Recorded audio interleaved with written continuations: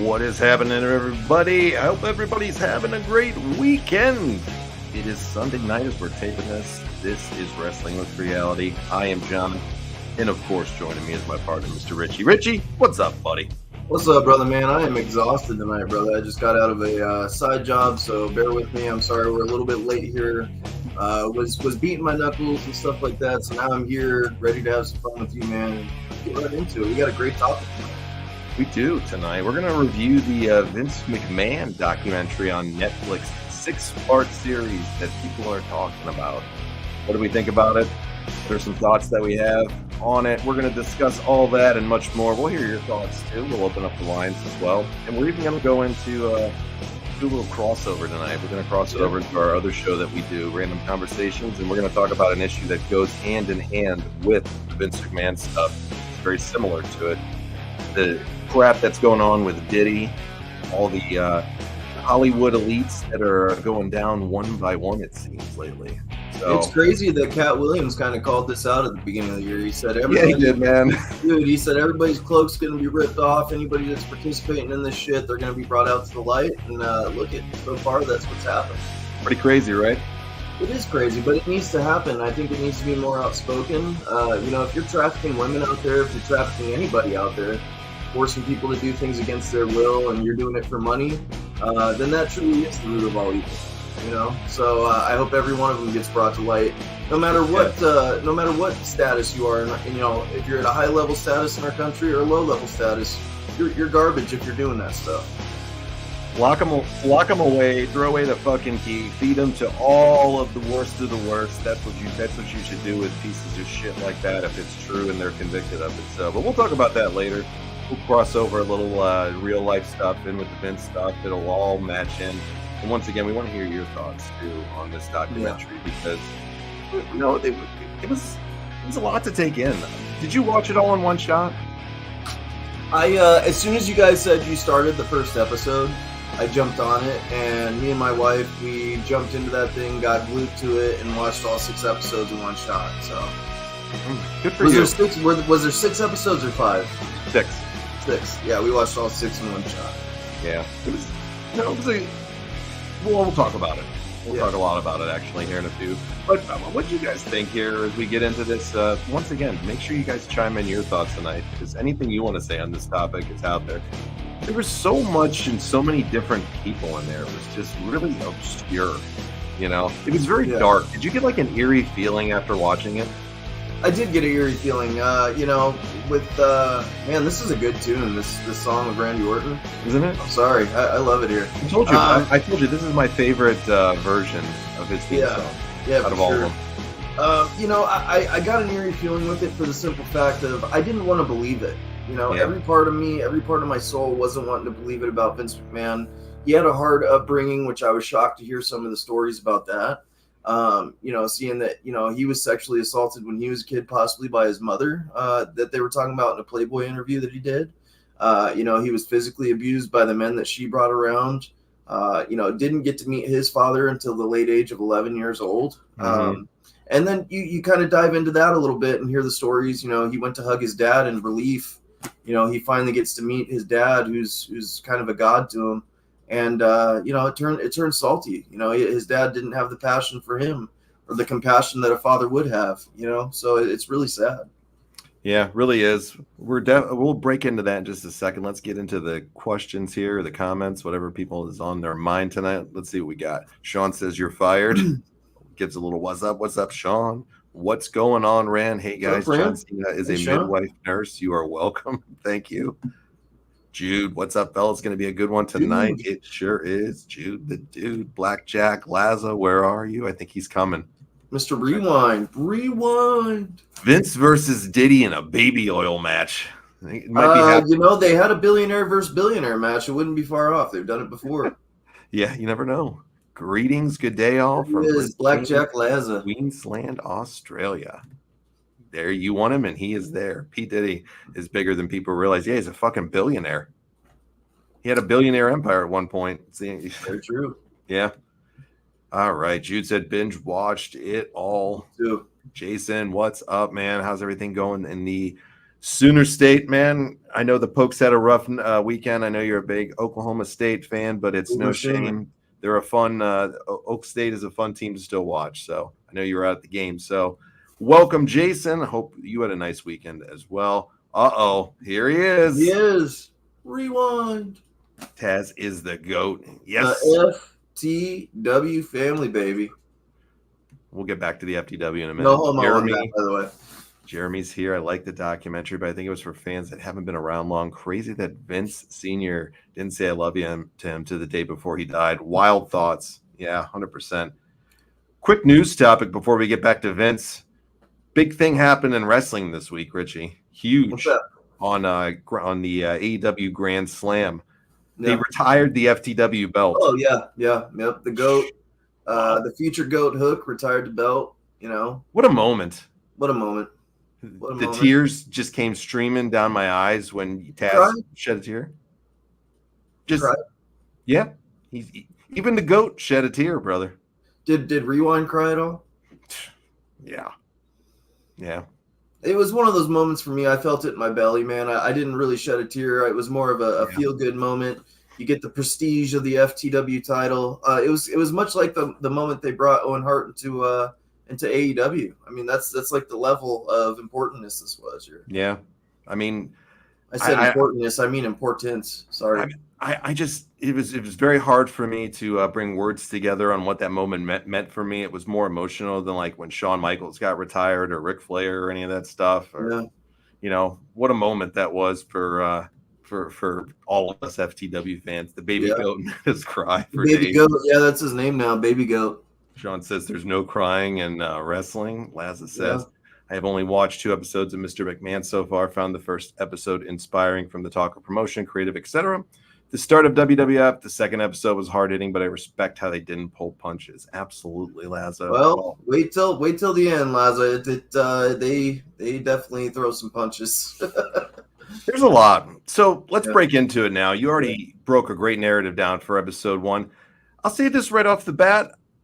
Netflix produces some tremendous documentaries. So the background of these people that produced this one and the ones that Tiger King, right? Producing, yes, Tiger King, and then there's also a group that did the Last Dance for the Chicago Bulls. Yep, Bill Simmons. There were some people that produced part of this, and then they're actually doing a Stone Cold documentary similar to this. Oh, are they really? Yeah, so it'll be coming up soon, probably next year. They said. Well, this was major to be connected to Bill Simmons. I think Bill Simmons is one of, if not the highest paid person in like the podcasting realm, if I remember correctly. I knew he was big. I didn't realize how big he was till somebody put it into perspective on what he makes a year and his audience from his shows and what he does. Massive. And his production level on his companies and what they did. Like, so that was a big deal to have him attached. He's a huge name in the industry, in the entertainment industry. First of all, what a cool graphic that they made for this documentary. I think that's what bought everybody in to begin with. You see that graphic with them holding the puppet. Man. What a graphic they made. Let me see. I got it right here. Hold on. I got one of them right here at least. Okay. I got part of it. Yeah, there you go. Part of it. Mastermind, Madman, and then you see Vince McMahon's actually the one holding the puppet strings there. So what a great graphic. That's what sold me on it and kind of brought me into it. You show me this graphic, man, I'm binge watching it, and I did just that. So yeah, kudos to them. Netflix really knows what they're doing on production. They really know what they're doing on documentaries, on movies, on live streaming now. I mean, they are the top show in town. They're the gold standard in streaming. And they can keep jacking up their rates, and people are going to keep paying because why? They keep giving you good shit. I mean, I know there's a lot of the same stuff on there. I get all that. I have a bunch of stupid streaming apps I don't use to. But Netflix, like you said, it's the gold standard, and they're increasing even more. Now that they're doing the live stuff, they've waited. The Jake Paul versus Mike Tyson fight, that's going to generate so much money just in advertising alone. The hot dog stuff that they did for Joey Jaws Chestnuts versus Kobayashi on Labor Day. Were they the ones that did the Super Bowl this previous year? Was it Netflix or Hulu? I don't remember. I don't remember either. Yeah, they're getting in the sports game, which is a huge important thing. I could see the Super Bowl being on Netflix in the future, maybe. Absolutely. I could definitely see that. They're the new cable provider. I mean, when you look at it, that's who they are. And they invested $5 billion in the WWE, so they're going to be into this wrestling stuff big time, even more. Yes. They're going to be pushing this. I got to give them credit. Rewind says he says Hulu for that, he believes. Okay. All right. Linda held Vince's purse strings. Linda's a saint after the kind of watching this. She's gained some weight, but I'm sure Rewind is fine with that. But bro, he was texting us about that. He loved that she gained a couple of pounds. Plump. I was waiting for the music to come on, and what a beauty. Yeah, she's definitely aged like a fine wine. Yeah, what a beauty. Rewind was right on her. She's top quality. She's a billionaire. Yeah. A lot of connections, Dude said the documentary was 5 episodes of reviews of previous documentaries on different eras of WWF, and the last was reasons why Vince was a real piece of shit. Jeremy says, I started watching a show on Netflix today called Your Honor. Great watch so far. Yeah, it's got Bryan Cranston in it for that one. Okay. I haven't watched it yet. Rewind says Linda is a straight dime piece. Right on. I'm glad you think so. Welcome. With the great production, editing, professionalism, Mr. McMahon makes me look forward to when WWE debuts on Netflix. Yeah, 100%. Yeah, 100%. Yeah. If Vince was still any part of WWE, the documentary doesn't see the light of day in the format it was presented.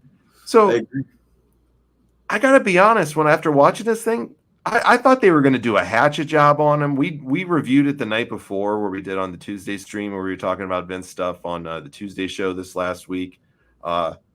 We were thinking this was going to be this huge burial and hatchet job of stuff. I don't think it was at all. I thought it was very fair. You know what this reminds me of is Wrestling with Shadows with Bret Hart.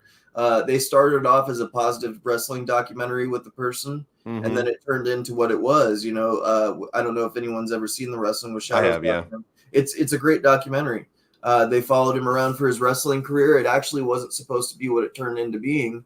And then, you had the Montreal Screwjob happen, and it turned into being more about that than anything else. This documentary kind of followed suit of that. Originally, this was supposed to be about Vince McMahon's life, maybe a transition or some talk about retirement after this documentary was presented and stuff, is what I think this was supposed to be. Kind of like The Undertaker. He's kind of letting people in on his life now and things like that now that it's all wrapped up. That was the feeling I got from the beginning of this show. They were doing that for Vince, the culmination of his career, so to speak.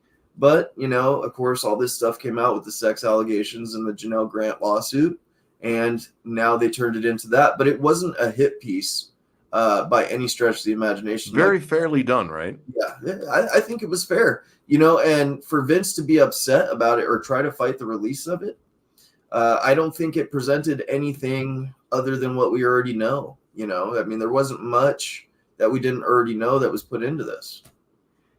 I don't understand why he wanted them to not release it afterwards. Like, there wasn't anything in this that was new and different that we haven't really heard. And there was nothing that was damaging to him other than that he's just a narcissistic old asshole, and he's always going to be that way. It's just how he is. Right. I don't get why they, like some people said this was like a hit job on him. Like it just wasn't. It was. It was very fairly done. If anything, I got to say this. I think they could have gone way harder on him on a lot of stuff. I think it lessened the blow on a lot of that shit that was out there. I think that, the first few episodes actually made you like Vince McMahon again a little bit, seeing what he went through as a kid and stuff like that. Now, that doesn't give you an excuse to go off and be a piece of shit just because you had a rough upbringing. But, it took me down memory lane to where I almost found myself liking him again. So they literally had less than 30 minutes of the new scandalous stuff and discussion that was on it. And it was very broad. They left a whole ton of stuff and it was fair.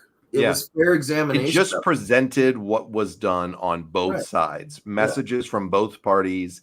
They gave no narrative of anything. They said they were allegations against him and all that shit. They made it clear throughout the whole documentary. It was taped in 2022 or 2021 or something. 2021, I believe. Yeah, 2021, 2022. It ended, and then he didn't want to, participate at the end. They mentioned that every episode. I don't get how they couldn't have been any more fair to him. They should have gone way harder on some of the stuff, which I think was the letdown that a lot of people had, was that there was such little time focused on it. At certain points, to me, it almost seemed like it was just a WWE chronological, rundown of the history of his career. Well, it was like the whole company too. There was like certain points of it when they're just, I know it all tied together on what he was doing. They talked about WrestleMania. They talked about, It was very chronological of the WWE history. Vince is, of course, being involved with it, being the creator of it and all that stuff. They really didn't bring out a ton of new stuff. People knew he had a shitty upbringing. They knew he hadn't seen his father, his whole life. What a relationship that must have been with those two, his dad and him. Yeah. Yeah. Like he said, like Jeremy had mentioned earlier, his dad had never said he loved him till the day before he died. Pretty crazy. Well, I didn't know about the stuff about his mother. That was the sexual first abuse time, potentially. That was the first time that I had ever heard of that Playboy. And they didn't even touch it again. I went and read it individually myself. Mm-hmm. Went and pulled it up on the internet. If you want to go look into that, that was what captured my attention right away. I didn't know that went on in his childhood, sexual abuse and things of that nature. So it was news to me when he brought that up. And when I read about it, man, there's some, he went through some hard times when he was a kid. Oh, absolutely. But they don't even mention it. They don't even talk more about the abuse or the sexual trauma or anything like that. Like, it's just, they mention it really fast and it's over and done with. Well, apparently there was some men that she brought around too that actually was physically abusive to him. Yeah. Let me get to a few of the comments here. The John and Richie docu-series coming out on Facebook in 2030. Hey, it'd be interesting, wouldn't it? Yeah, I'll take $5 billion for that. No problem. Why not? Here's something I noticed, though. The people they interviewed during the first 5 episodes, they talked openly about Vince in those times, and they could comment. One question stumped all of them, and they couldn't answer. What is Vince's legacy in wrestling? Yeah. We're going to touch on that in the end. We'll get both of our answers on that. I wanted to ask you that, too. Yeah, only negative I had was it was needed. More people giving horrible opinions of him. Had too many yes men. There was a lot of yes men there, for sure. We're going to talk about a few of them in a little bit. I think because it was unfiltered, Vince didn't like the new Mr. McMahon Netflix documentary. He probably liked stuff to be Vince McMahon filtered BS. Yeah, true. The documentary did nothing for true wrestling fans. Nice to watch, but nothing real groundbreaking. Exactly. I never knew about the Ring Boy scandal. Also, Pat Patterson was a horrible person. Oh, absolutely. I remember I covered that kind of the other day before we actually got the documentary release. I said, you think this is bad? Then what about the stuff with Pat Patterson? I mean, that shit was just brutal. That would be some groundbreaking stuff that they should, because that was never touched in the media too much. We should do an episode on that one day. Yeah, and there's some faces in there that you wouldn't expect to be involved. Yeah, we should do some research in an episode on that one day. I know it's been touched on a little bit, but it'd be interesting to learn about it because they brought it up. It was pretty much the focus of one of the episodes for the majority of it, and it's like one of these things. Pat Patterson gets put over so much because of his legacy in wrestling and what he did. What was he, the first Intercontinental Champion? His mind for the business. That's one person in the wrestling history books that I don't understand why he gets the flowers that he gets. Because they say he was so creative and so pivotal in the finishes of matches and tying the storylines together in the back that he was like the big conduit, basically. Bischoff has even said this before. He said, if you could have had one weapon that you think that could have helped you beat Vince McMahon and not lose to him and come back and win, what would you have got? Who would you have gotten? That's what he asked him. And he said Pat Patterson? He said Pat Patterson without a shadow of a doubt. He said he was so bright and so creative and so intelligent with how he linked things together and storylines and finishes on things. One of the things they lacked on, he says he was the person that if he could have stolen from Vince, that he would have stolen. He must have had such a brilliant mind to be overlooked for all the awful things that he apparently did to people. Yeah, for sure. Because that was a huge skeleton in WWE's closet. Seriously, and legit piece of shit, thing he was doing. Yeah. Tony Atlas, I think, had the line of the thing. He just reached in and touched my pecker. Speaking of Tony Atlas, why the fuck was this guy in the what? Dude, what the fuck was Tony Atlas in this? How embarrassing was that shit? Like every time they brought Tony out, I'm like, did they really wheel this guy out here for this documentary? Like they couldn't have picked anyone better. Maybe some more airtime with Hulk Hogan or somebody of relevance. God. You fucking put Tony Atlas in there.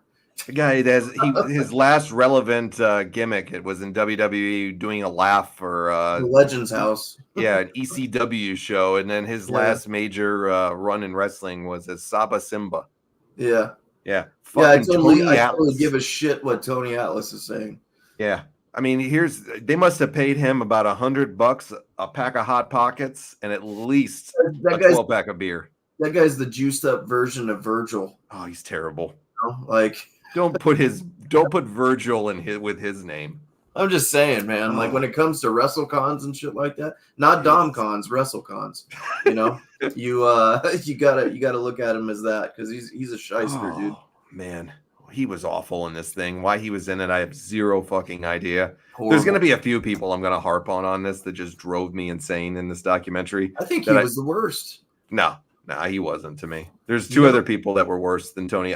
Tony Atlas had more airtime than these other two people I'm going to mention later, but irregardless, these other two were worse to me than Tony Atlas. You know? Dave Meltzer, dude. We'll get into him later. Dude. We'll get into him at the end because they start bringing him in. So we get to a couple of comments here. What a shit stain he is. Oh, indeed. A lot of stuff I feel Mr. McMahon took from the Titan Wrestling book series that goes into the history and the scandals. Okay. Mm-hmm. Vince McMahon and Playboy wishes the guy who was with his mom was alive when he was the $1 billion person so he could have done something. Yeah, they keep mentioning like a Playboy interview that he did, right? Where he admitted to being. Go look at that on your own time and read it. Okay. It's some pretty telling stuff, man. That's okay. Rough. Yeah, I've never read it or anything. I've just heard a little bit about it. So yeah. Ironically, things come out about people after they are dead and gone. Yeah, oftentimes. Well, that's because yeah, you're absolutely. They were mentioned when he was alive too. Roddy Piper said it about him too. Yeah. So. Well, that's what I was gonna say. You wouldn't expect Roddy Piper to be brought up in that, but there was. He mentioned it openly. He said it on his podcast. There was a fucking incident that happened between those two, and it gets weird. It gets real weird. Yeah. Could Bruce Pitcher have been any more of a Vince ass kisser in this documentary? All right, there's number one for me. Age has not been kind to Mr. Bruce Pritchard. I'll say Bruce played Save My Ass in the last part of the interviews he's did. Okay, so since you mentioned him, he's one of the people that is above that's above Tony Atlas to me. Bruce Pritchard is one of the most arrogant, ass-kissing bitches I've ever seen in my life, not just in professional wrestling, but just in general. He's got a permanent shit emoji on his nose. Seriously. His nose must have been up Vince's ass for 35 years or however long he's worked for him. Right. This guy, I don't know what Vince McMahon did to tickle his pickle so well, other than pay him his pickle. Yeah, to pay him so well. But by God, man, Bruce Pritchard is one of the most insufferable douchebags I've ever seen. He is the worst. I used to try to listen to his podcast, and I just can't tolerate him. He's such a moody, arrogant prick. He is. He's a prick. And you know what? It wouldn't surprise me at all if he was involved in some of the shit that was described in the court documents and stuff. How he has never been on anything is amazing. He will. I think some of it'll come out. He'll be involved. We'll see. We'll see. It's gonna. This is for education purposes only, by the way. I don't want to get sued into oblivion. Yeah. These are opinions, okay? These are just opinions. We don't know for fact unless fact comes out. These are our opinions. Vince McMahon could go up and slice somebody's throat right in front of him and then go piss and shit on their dead carcass. And he would literally say, Vince didn't do anything. Well, that last part, misunderstood. He did do that. He did shit on the carcass. So yeah, literally and figuratively. Oh, Jesus. Right. Sick stuff. But Bruce, man, he could do it right in front of him. Well, at least Janelle got it on her back and not her nose like Bruce Pritchard. Dude, he is just up there, man. It is just, Vince McMahon could just do no wrong to that guy. Mm-hmm. What did Tony bring to the dock? It was just weird. I'm surprised they didn't pull him out sniffing shoes. What is wrong with Tony? I like him. Everything. Everything. He's so obnoxious, Lawrence. That guy is the bottom feeder of the wrestling business, dude. Tony drives me crazy. What the fuck was he on there? I agree. Rewind. Tony farting in the car in Legends House was funny. I've never seen Legends House. Legends House was great. I loved Roddy Piper, Mean Gene on there, Jimmy Hart. There was a lot of good ones. But Pat Patterson and Tony Atlas, I could have done without them. Yeah, who is this lady that I've never, ever, in all of my years of wrestling fandom, the big blob, the big fat older woman. Yeah. Who the fuck was she? I have never. She wrote some random ass book. Who the fuck is that guy? Yeah. She wrote this random ass book on professional wrestling that I don't think anybody's fucking heard of. Totally. And then she's on every episode of this thing. She was horrible. And her voice was obnoxious. What did she bring to the table on anything? Yeah. I guess she's a wrestling historian or some shit like that, but good God, I could have done without her being on that show, definitely. She was pretty much whole episode 3, episode 4. She was on the whole fucking episode. It was ridiculous. How is Rocky Morton? Welcome. I don't know. Rocky Morton. Okay. Vince saved my wife from cancer. Yeah, that was his thing that he said. So for him doing that one nice thing, one amazing thing for him that he did by helping her, Vince could do no wrong for this guy. I get you love him and you respect him, but at least be honest. You got to be unbiased and fair when it comes to a situation like this. You can say, like, this guy saved my wife. He saved my life. He saved my family. So I'm not going to comment on it. Stay out of it at that point. He did so many amazing things for my family, but, he did some awful things too. And he's just done some very disrespectful and dishonest things, whatever, Absolutely. Like, you can say you love somebody without, by being fair and honest on them. So, yeah. Bruce Pritchard is a Vince McMahon dick rider to the end. He sure is. Yeah, Bruce looks like he is lost with the Vince scandal. He doesn't know whose ass to kiss. He's used to be number 1 on the Vince McMahon. Kiss my class member, yeah. Kiss my class. Bruce greets him with a coffee and a brother love voice. Love you. Yeah, no doubt. I'm telling you now, Mean Gene knew everything about Pat Patterson and was probably involved. Oh, I hope Mean Gene was never. You think Mean Gene was involved? No. No, I hope not. Dude, that hurt, man. Nobody ever said anything about Gene doing it, but can you imagine the stories Gene had through the years? Being just, if there was a podcast that I would love to hear if he was still going, Mean Gene's. Jeez, he would have been great. Yeah. He is great, man. Mean Gene, one of the all-time just best. One thing that I have mental health issues over is wrecked my childhood. So many scandals are coming out about people I've looked up to in the business. Oh, that's not even in the wrestling business. Like it's as a whole. In the entertainment community as well. I mean, there's tons of people that are, it's like Cat Williams said this year, man, all the skeletons are coming out of the closet of these people, and they have, they're getting dumped out, like they're falling out. It's crazy. You got a new sex scandal or a sex trafficking scandal every day. It's ridiculous. No way in hell Mean Gene was involved. I hope not. I love him so much. I hope not. I just think he probably knew about a lot of stuff that went on. I don't think he was involved, but I think he knew about a lot of stuff that was probably going on. You never know with people, dude. Yeah. You never know. I mean, if we haven't been proven on that so many times over the last few years with people, you never know what goes on behind closed doors with anybody. Right. So you never know. That's the thing. So the first 2 episodes, a lot about his early life, a lot about the early, creation of stuff. I still find it, going back to the thing we talked about on Tuesday about how they had to basically get these high interest, crazy loans to be able to get the money to buy the company, that his dad is dying. Probably was diagnosed with it at that point, wouldn't you say? Maybe didn't admit it out, in public, but probably knew he had cancer back then. The writing was on the wall for sure. Knew the writing was on the wall. You can tell that stuff if it just happens. Unfortunately, a lot of people just know when it's coming. So he knows when it's time to get out of the business, his father, and he doesn't even freaking give it to him. He just sells it to him, and he had to make these payments. And if he was late, a lot of money back then too. That wasn't no small chump change. Yeah. And he didn't have the money. That was the amazing thing.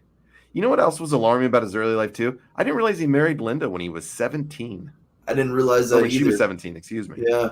And he looked like a freaking pretty, good shaped kid back then too, like a bodybuilder almost. Yeah, handsome guy, He was buff. Definitely probably didn't have a problem getting ladies and stuff, but Linda is such an interesting character because she's never really been exposed to any scandal and related to her. I've never heard anything scandalous about Linda. Have you? I don't think you will. I think she is the quintessential, she's that keep your nose clean. I think she kept Vince to the ground. Yeah. I think that was his filter in life that kept him, he was the billionaire playboy or whatever the case may be, but he always had Linda to kind of bring him back to reality, and keep him out of that limelight of trouble. So I think, and then now you're seeing once that she left his life or they had a separation. Look what happened. Look what happened. You're seeing it's much like Bill Gates. The same thing happened to Bill Gates once his wife left. All these scandals are coming out about him as well. Yeah. So. Linda was an interesting one because you just never hear anything negative about her. People just say how smart and intelligent she was. She Yeah, was definitely, like you said, she was that glue that held them together as not just a she family, I was. think, but as a company. And she was that person I think that She could was the really go to him. matriarch, you know. Yeah, I think she was the person that could go to him if he was being outlandish on something and not Yeah, listening to anybody else. yeah. Despite it, they've been supposedly separated. I think somebody had said for 25 years that they've lived apart for. Separated for 25 years. Yeah, they have not lived Holy together shit! in like 25 years. Somewhere Wow. around that number, 25 years. She's got And to be a saint to stand by him through this and still kind of keep that last name and stay, legally married to him. loyal, Uh, yeah, on After that all note. that shit, man. I mean, can you imagine? Well, he admits it and laughs about it, that he had affairs on her and he doesn't care. That's horrible. He has no shame, at least he admits it, I guess, but he has no shame to talk about him, kind of snicker about him, laugh about him, Yeah. thinking he basically kind of to me when he was talking about that was acting like it was a socially acceptable thing to do. So when I saw that part and his attitude towards that, it made everything make sense as far as the two kids that they have between Shane and Stephanie. It Yep. made all the sense in the world why Shane McMahon is the way he is towards Vince McMahon and why he clutches to Linda. Mm-hmm. And now it makes sense why he's kind of looking at AEW and not keeping the legacy and going for the WWE and running it. He doesn't want that tainted legacy. He wants to go create his own. I think Shane McMahon found out who his father really was, and I think that's why they have the relationship that they have. I think they both did. Yeah, I think Shane knew longer though. yeah. We're I gonna don't we're know. gonna I think Stephanie might be a little bit on Vince's side a little bit. well, you could tell she loved him, but the whole resigning thing when he came back, I think Yeah, it's a pretty telling tale how she felt about it in the right. decision. Because as soon as he came back, she resigned. So Sure. But why didn't her husband resign? that's the thing. That's the thing. Why? I think that she wanted all her power to go to Triple H. She still knew she'd be And he involved. wasn't going to do it. Right. Yep. And he wasn't going to do it. No. The two people that we know could possibly have dirt on Vince is Johnny Ace and Shane. Well, Pat would have, Jerry Briscoe, I bet would have back and at some points too. I think Bruce Pritchard, I think, is probably one of the people that would know better than anybody too. So probably a few more as well. There'll You be think stuff. Vince Russo might have a little bit of dirt on him? Yeah, he's got some. He shares it all. He's shared it all the time through the years from the years that he worked with him. But I mean on this level of dirt. Yeah, I mean he doesn't. He had said he had never experienced those things. I've heard a few times on interviews that they'll pop up and I'll hear him, and he said that he never saw that side of him. That he could never say that he saw any of that stuff. So, and he would have taken no. He would be taking any chance he could get to take a shot at Vince, I think. So he has never said anything about it. So I think you had to be in his circle of the small circle of people to get it. Yeah.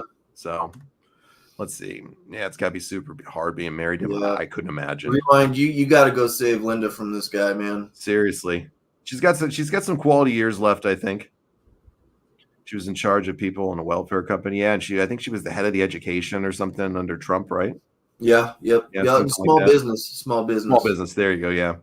It makes sense. She couldn't marry Vince and stay with him. I don't know how anybody could stay with a tyrant like that from what it seemed. Vince threatened everybody that was trying to build a union that would fire them all with no other company to go to. They stayed and they tossed Jesse under the bus. Yeah. Telling thing here too. And he's my guy and I'll admit it. It's okay.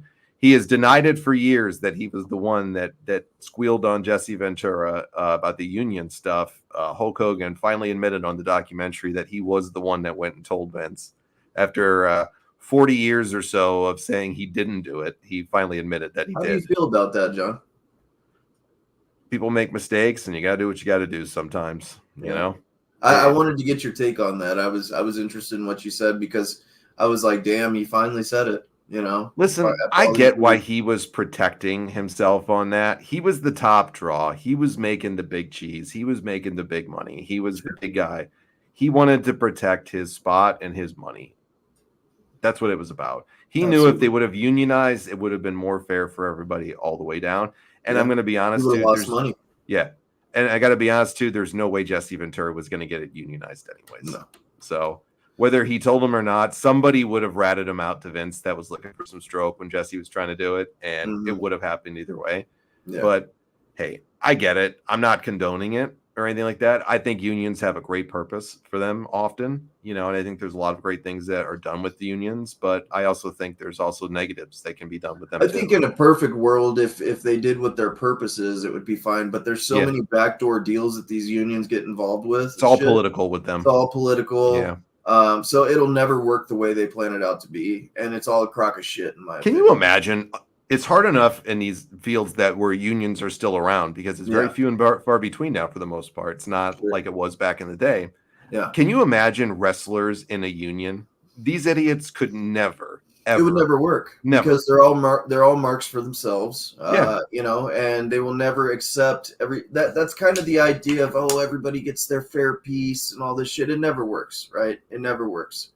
And they've tried to do it in the MMA world. That'll never work. These mega superstars will walk away because you're literally asking them to take less of a paycheck to kind of include everybody else in on the cheese. That'll never happen. The people that are the big stars, Stone Cold Steve Austin, The Rock, you think they would participate in a fucking union if they knew what that actually meant for them? Merch sales, stuff like that. They would have to give a piece of that out to the union for it to function. There's no way in hell they would participate in it. Nope. Nope. It would never happen. But hey, listen, no. I love who I love. Everybody loves who they love as wrestlers. Doesn't deter me, from liking somebody's career and things. But I know, and I always have known, there's many shady elements to Hogan as there is to other people as well. And all of us, I guess, in some ways that we make mistakes and do things. But what was interesting too, the steroid stuff when they got into it. I mean, of course, we've heard about the steroid scandal so much. But I never knew that Hogan got pressed as hard as he did by the feds, where they were like threatening him jail time unless he dimed Vince out in court. Yeah. And I never knew about that Hogan was being threatened by them. And he was loyal till the end on that thing, man. I mean, he could have buried Vince. He really could have. Bro, do you know what they could have done to him if they wanted to? Probably at that point, like they could have locked him up for contempt for sure. I don't know what deal it was that he had with them, but he had some type of deal with them that if he testified, I think they just thought he was going to bury Vince and lie about him or whatever. Yeah. And Hogan, boy, he saved him on that one. He did. You got to give him credit on that too. He was honest. That was in a rocky time of their relationship. Yeah. I mean, they were pretty much done at that point if they weren't already done. I think Hogan was maybe gone at that point or right around that time. He saved him on that one too. He did. I mean, who knows what kind of skeletons Vince could have let out on Hulk Hogan too, Who knows is right. But Hogan had immunity, according to him, basically. Oh, wow. I didn't know that. Well, he was saying that he had struck a deal with the feds in the documentary. He talks about striking a deal with the feds to testify against Vince in the thing. That they were threatening him with, long-term jail time. I think it was like drug trafficking. He was saying some shit like that. If I'm wrong, guys, I'm sorry, but he was mentioning what they were trying to get him on, and they wanted him. The deal was that he had to testify against them, and they wanted him to lie because he had told them those things aren't true about Vince. He's not, being a drug dealer. Drug trafficker and drug dealer. People are using it. Yes, he does know, of course, but he's not trafficking it. He's not doing that. Right. They were fucking fishing to get him on that stuff. And Hogan telling that story about, like how he's like, fuck this. I got up on the stand and I'm like, I'm not going to do that. Like, I'm going to be honest. That's unfair. Like, that's wrong.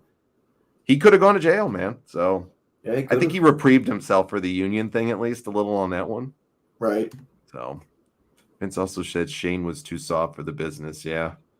We're going to talk about him in a few minutes. I don't think Shane is too soft, but yeah, we'll go into that in a few. The part where he said he has 3 brains and the third just thinks about sex was creepy. It was so random. You remember that part? I do remember that part. So he pretty much admitted that he's kind of like a sexual deviant, He literally fucking said it on the documentary himself. How much he loves sex. I'm a little bit of a sexual deviant. Like, it's like, wait, what? Yeah. Who the fuck says that about themselves? Yeah, and they're like, what things do you do well or something like that? And he's talking about all these things that he does well, and then he talks about fucking, that he's good at fucking and loves to have sex. Yeah. And I'm like, wow. I was like, you just don't. It comes out of nowhere when he talks about it. Yeah, well, our man Rewind, the man, the myth, the legend, he's apparently really good at that. So Is it That's just funny. is it just me, or is Vince looking more and more like the Goblin as he gets older? All right, Lawrence. That Monopoly mustache he's got going on. What the fuck is No, that the shit? mustache ain't even as bad as the eyebrows. Okay, Yeah, the he just looks for like men he got fucking- those fucking tattoos on his Yeah, eyebrows. yeah. Like He these looks like the things. cafeteria lunch ladies that used to do that shit. When you walk out the door in the morning and you look like that, Yeah, nobody's gonna tell him that he looks like a fucking madman looking like that. dude. And he's got people around him that all could tell him, hey man, cut that shit out. Yeah. You got enough money. Go get Yeah. you some Bosley, Go get some real eyebrows, bro. Chavo Okay? Guerrero is the spokesperson for Bosley. I'm sure he can get you a discount, you Yeah. cheap bastard. Meltzer needed Bosley after looking at his big bald spot on a few of those ones That too. guy rocks mediums for t-shirts to try and make himself look bigger, doesn't he? Like, good such lord, a fucking tool. what a He's such a tool. No, those eyebrows though, Lawrence, they just got me, man. He just, it looks like he tattooed them on. Yeah. Let's see. Wrestlings would have never made it with unions. Yeah, they definitely would. No. It would have never worked. Nothing would ever make it with unions. They always corrupt it before it gets off the ground. Let's see. Rewind says, I'm 100% a union guy. Will always work for a union, but if they got close to unionizing, they were brought in union busters. It would have never happened. Yeah. I'm glad you're a union guy, and it, more power to you, Rewind, if you believe in it. That's great. I'm not trying to change your mind on it. I just have my own mind made up about it. So, no doubt. Vince is part of the New York City mob by the way of his great-grandfather. There was a movie coming out about this. It was canceled when the Vince stuff came out. Interesting. I've never heard that. Have you? Oh, shit. I didn't know that. Wow, I have to look that up. Now. Thanks, Rand. Hogan being pressed by the feds would make for a great film or series like the Tom Cruise American Made or Narcos. Man, if I had video of watching him getting pressed by the feds, that would be really interesting. Yeah. Tommy DiNucci, a film for you. I talk a lot about sex, and I think about it a lot, but I believe in consent. Exactly. Rewind is a man of the people. It always is. Yeah. Do you believe Vince when he says that there's a difference between Vince McMahon and Mr. McMahon? All right. I think that Vince McMahon and Mr. McMahon is Vince McMahon dialed up just a smidge. I don't think it's like all these other wrestlers, like Stone Cold Steve Austin says it's dialed up. It's him dialed up to a 10. I don't think there's much difference between Vince and Mr. McMahon. I think somewhere along the way he's one of those guys that lost himself in the character and buys his own hype. Mm-hmm. And I think it probably happened when he became a certified billionaire. My answer to this one, Jude, he's absolutely the character. Yeah. And he's not even turned up, I don't think. Not even a little bit? Maybe a pinch. Maybe. Yeah. When you have that type of money and when you have that type of power, you think you're just immune to anything in life. You think laws don't relate to you. You think everything doesn't relate to you. And the connections he has, too, in politics. Yeah. I mean, he had the most power, probably the most powerful, at that time, was the most powerful person in the world, was a personal friend of his, done business with him, and the president of the United States was Donald Trump. So if you don't think he's got some people in his back pocket a little bit, you're fucking crazy. His wife was in the cabinet of Don. I mean, come on. Absolutely. So this guy's connected everywhere. But I don't think there's a big difference between them. I think maybe a scotch, he turns it up. Yeah. I think when you got that type of money and power, that you just think you're immune to everything and how you treat people and how you are.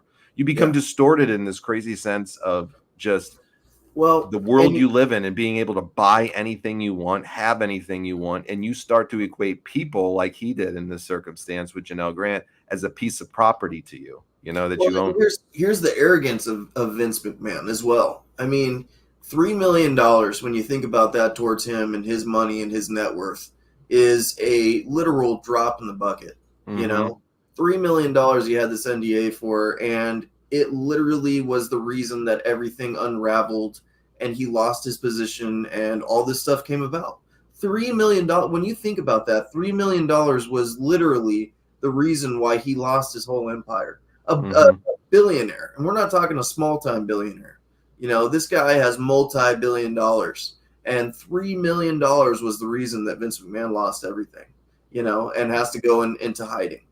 And it wasn't even his $3 million that he paid with. He used the WWE's. He used the WWE. What a cheap bastard he is. What a stupid bastard he is to do with that. We talked about that on Tuesday, man. Like $3 million to him is like $300 to us normal people. Good God. Like when you think about that, if you would have gave her the $3 million of your own fucking money and she would have rode off the sunset, it'd have been all done. Yeah, all gone. We wouldn't be having this discussion. We wouldn't have this, mind-blowing topic that everybody keeps having, never-ending content to make about. Yeah. What about how he fucked Wendy Richter and did the screw job to Wendy Richter when you saw that? Isn't that wild? Yeah. I didn't know that, so I'll say I didn't know that story either. Yeah. So that was interesting to me to listen to that one. And then you know what the thing about him you see too, no matter how traumatic it was or what the event was, he has zero regret for anything that he does, even if it's harmful to somebody, even if it's bad, even if it's mean, whatever it is. He has no... He might have a form of Asperger's. You lose your personality. I find him fascinating from the psychology perspective, looking at it. I mean, I do what I do for a living, and it's just what I love, and I'm passionate about it. And I love analyzing people and stuff. I was analyzing him throughout the whole documentary, and I had never, in all the years I've worked in the field, have ever encountered somebody that brought and invoked so many different thoughts in my head watching him. Do you think he's got a personality disorder? Absolutely. 1000%. I think the main thing I think about Vince is watching this, and this is just an opinion because I can't give a diagnosis. I don't want anybody to come back on me with that. This is just my opinion on what I see, and just my opinion. Take off my regular job cap. This is John, and using a little of those skills. I think it's his trauma from his life. He had so much trauma in his life from an early age that he had never had a good role model. He didn't have a good role model with his father who wasn't around. He was used and abused and beaten and humiliated, sexually abused, apparently, as well, by his mother. By his own mother. Yeah, by his mother, by other men. He was hurt by people, the very people that are supposed to protect you in this world. Yeah, your parents. Absolutely. He never got an explanation from his dad on why he left, his life and wasn't around for all those years. His dad never really warmed up to him till the end. He had a contentious relationship off and on with him. His dad treated him like dirt. I mean, there's so much trauma in this guy's life. And I think there's much more trauma that they're not even talking about. There's a lot more, I think, that wasn't even brought out on a lot of stuff. So I think his trauma over time, and he was very poor growing up, had no money. When he got a little bit of that power, when he got a little bit of that money, he had that insatiable quest. Yeah, he wanted more. And then he realized that you could only make a certain amount without doing things the hard way and doing it the dirty way sometimes. And then he started doing that. He sold his soul. Yep. And then when he became so popular and he had driven everybody out finally and even beat another billionaire, Ted Turner, he just goes off the deep end even more. Yep. That power just felt invincible. Absolutely. 100%. Then you're seeing friends like Donald Trump, becoming president, and it's really easy to kind of have that crazy train of power run off the rails when you see stuff like that, and you literally feel invincible. I think that's what happened here with Janelle Grant and maybe multiple women that are going to come out of the woodwork, from this case. You're going to see a lot more, I think. The other sign of the trauma that he's experienced in his throughout his life and the things that he's mentioned briefly about it, the rough points that he's gone through. I mean, it's very evident in why he likes to do the sexual things that he likes to do to people, apparently. Because of his own abuse. Yeah, allegedly. It's typically a reflection on things that they've experienced or things that, because of what they've experienced and the trauma that's happened to them, that they act out even maybe harsher than things that were done to them at points. Sure. It's a power mechanism and control that he has over people with all of the money he has, the esteem, the celebrity. He can manipulate them. He got that control now that his mom had over him or his dad had over him Well, go back and look at it on this perspective too, okay? Vince grew up really poor, right? Yeah. Yeah, nothing, man. Living in trailers, not having fucking anything. So he knew what that felt like. He knew what it was like, but who was the people, like when you look at Janelle Grant's circumstance, look at her case and how she kind of got introduced to Vince. There was awful things going on within her family, and she didn't have a job and didn't have money and all these things, and got hooked up with Vince. It was a person that was poor and defenseless, it seemed. It was going through traumatic times, allegedly from what's been brought out. And what did he do originally? He swoops him in, he gets him. played on it, and then he fucking preys on it, and then he sees this person that was like what he was, and he thinks they're probably weak, and then just does awful things. It's no different than a groomer for, say a minor. You groom them, you use their situation against them, eventually you make them comfortable with you, and when you least expect it, once you build their trust, you bite them. You're a snake. You know? I don't know. That's just what I'm studying him. That's what I see a little bit. And there's much more. I could talk about it for ages, but it's just what I see when I see him. He's such a fascinating guy in a good and a bad way. Mm-hmm. When you watch him, you know what I respect about him, at least, that he literally does have a zero fucks given motto in life, whether it's business, whether it's whatever. I respect it from the business perspective on him, not the personal perspective, because let's be realistic. Everybody and their brother tried to run this guy out of town. They tried to indict him on charges. They tried to get all these things from a business side of things. Another billionaire kicked the shit out of him and almost closed him down, and he came back. Vince is a guy that professionally, he doesn't give a shit. He's going to be Vince McMahon, and he's going to do it on his terms. And he screwed everybody going out and all of his kids and did it. That's Vince McMahon. I can see what you're saying when you respect that. But when you look at it, I can't respect it for the simple fact that he let it get out of control, and it was the downfall of his whole empire. Okay. I can respect his business side of it, being ruthless and defeating everybody that came up against him.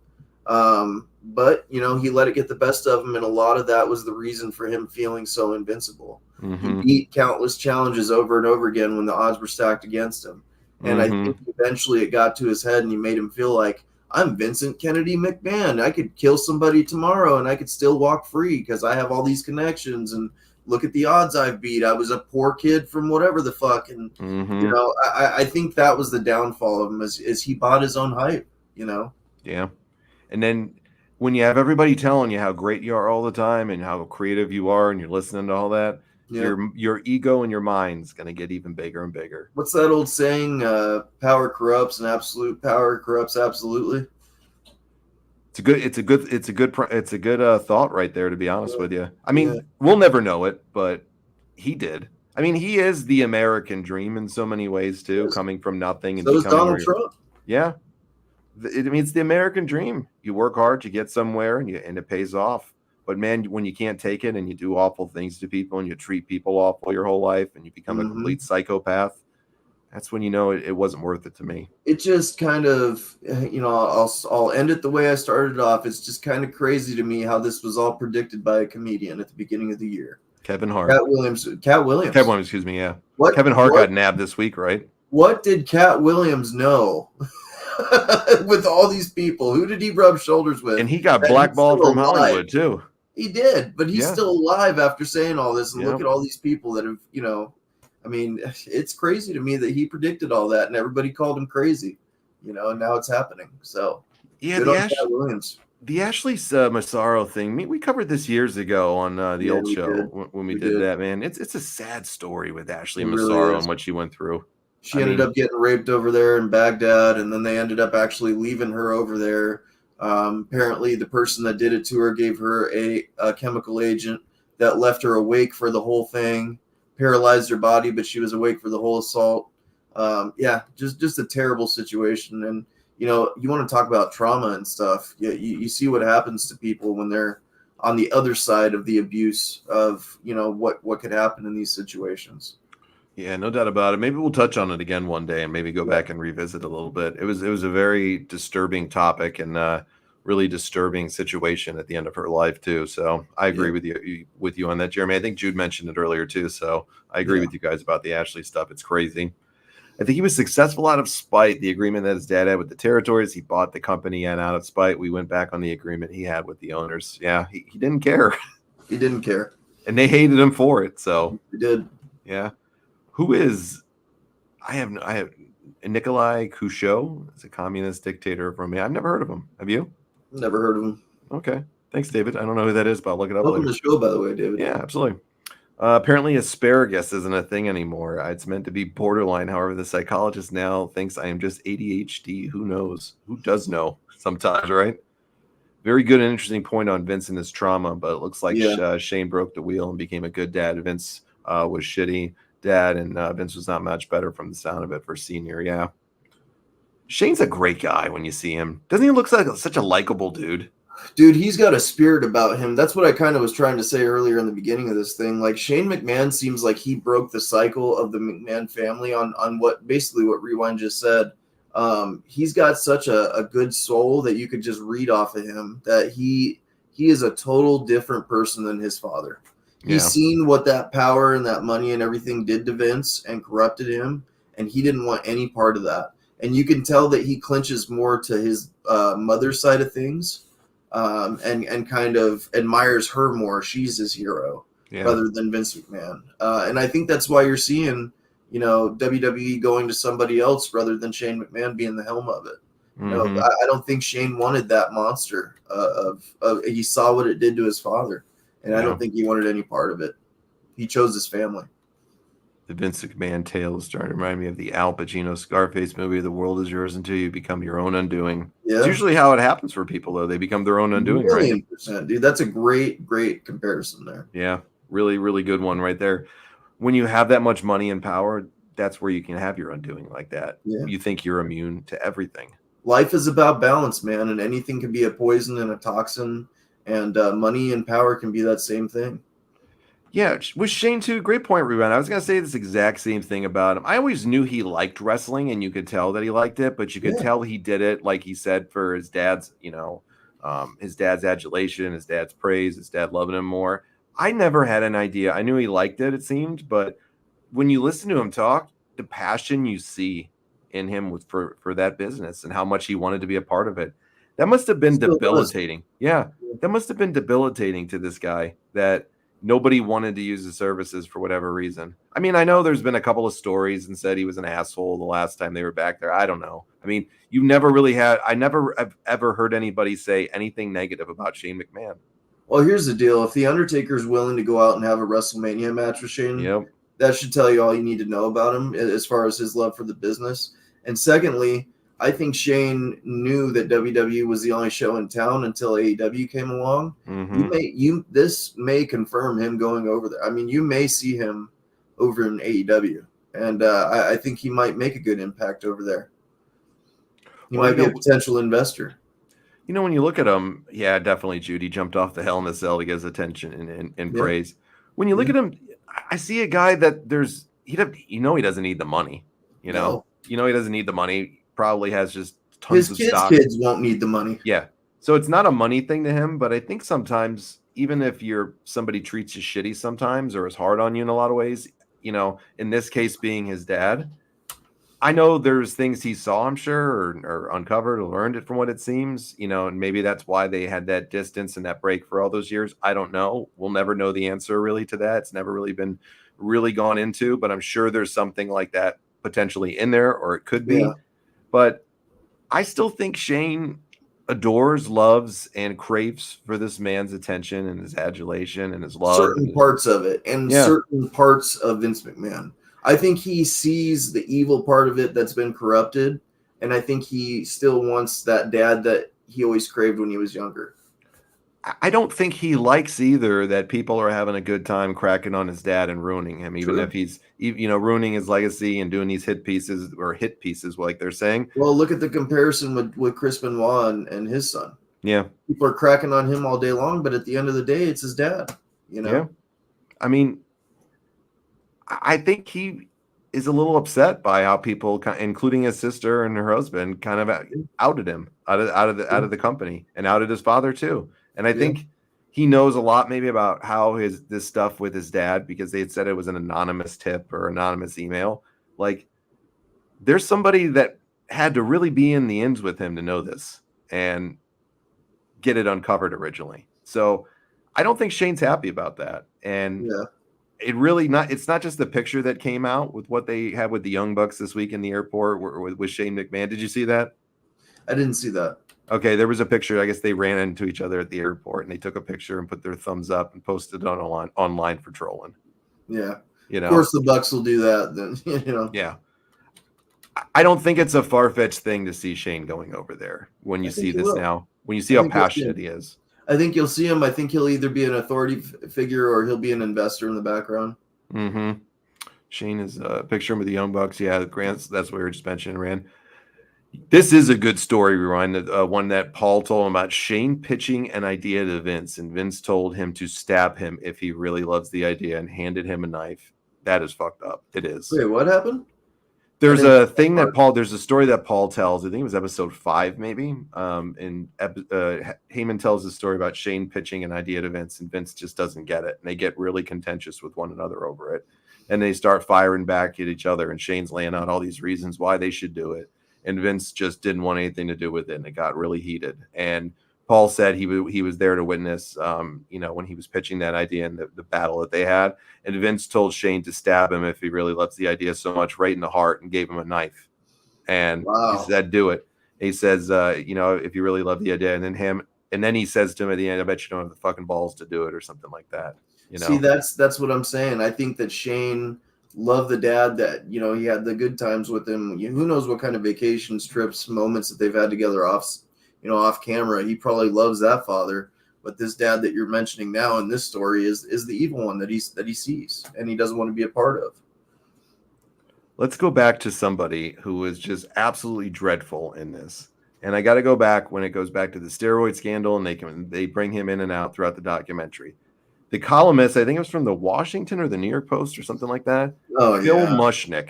Oh, Jesus. What a fucking turd. And Bob Costa was another one. Well, Bob Costas is a putz anyways. Yeah, both of those idiots. Phil Mushnick is a scumbag, bro.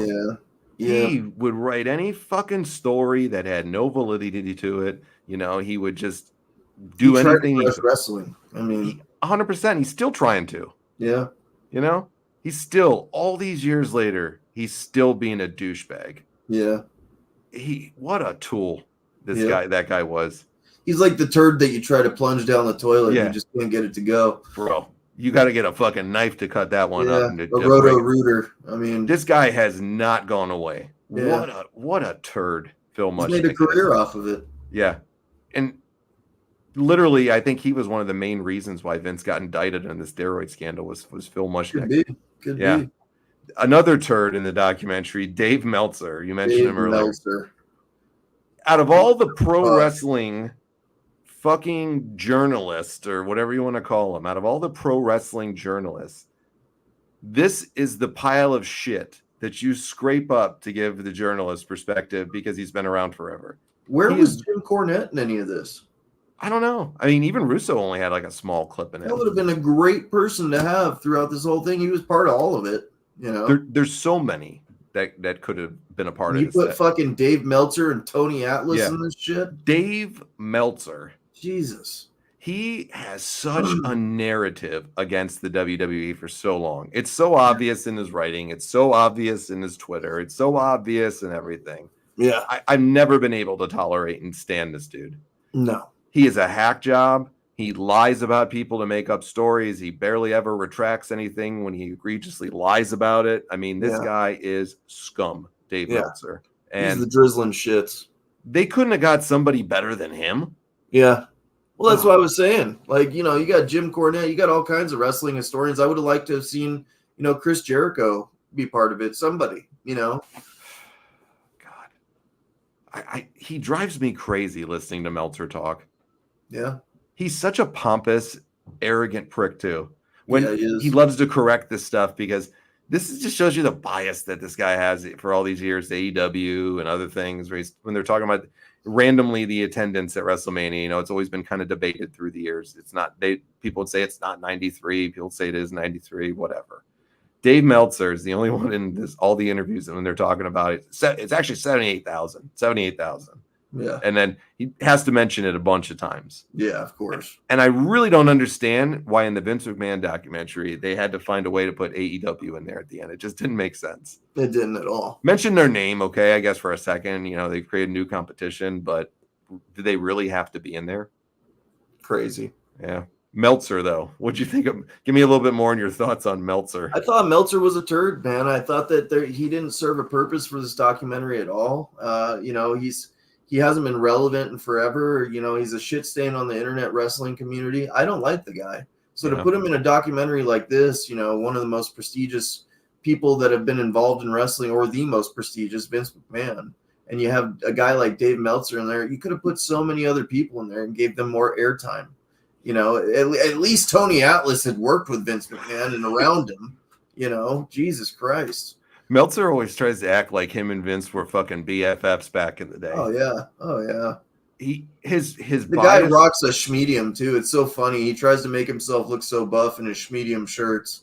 It's like he's like he reminds me of Dustin Hoffman in Rain Man a lot with that form of autism and stuff. Like if you ever listen to him talk, like he does like the Dustin Hoffman, from that movie, they'll be like, it's actually they'll say 84 of those he'll and then he'll give you 86, and then he knows all the numbers. Dave's like that too.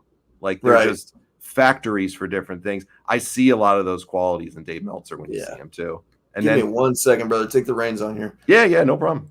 But I see that kind of quality. People mention that about Meltzer for years. So Richie mentioned it earlier with somebody else. You just kind of see some of those qualities. I mean, Jeremy, I'd be interested in your perspective, but from understanding with disabilities and stuff too, what do you think about that when you see a guy like Meltzer or Vince? Maybe do they have a form of like Asperger's or autism or something like that?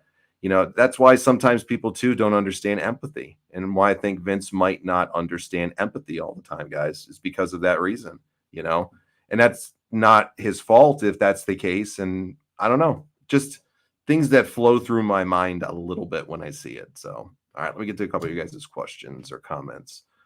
Dana White and Shane do remind me of each other. I'm surprised Shane didn't end up investing in UFC as a partner helping him. Well, Laurencio talked about how he wanted to buy it, but Vince didn't see anything in it. So I know he wanted to for sure, but he told Shane to put his own money up. I think that was a big mistake for them down the road, but who could have ever predicted it would have got to what it did? The steroid scandal is also part of the Ring Boys. Yep, Jim Cornette will be in the doc when it drops. Okay. The Mr. McMahon doc just seems like an indie show where they book anyone who will take a booking sometimes. Yeah.